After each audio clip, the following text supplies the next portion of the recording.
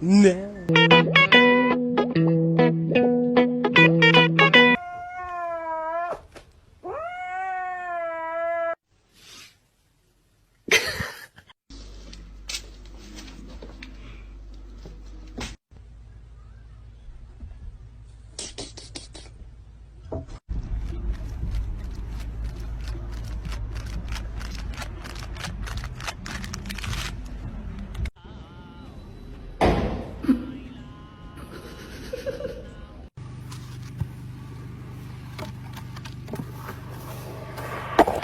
Mátalo, mátalo.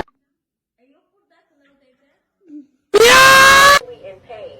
To see him laugh about it, that wasn't cool, and I just thought it was important.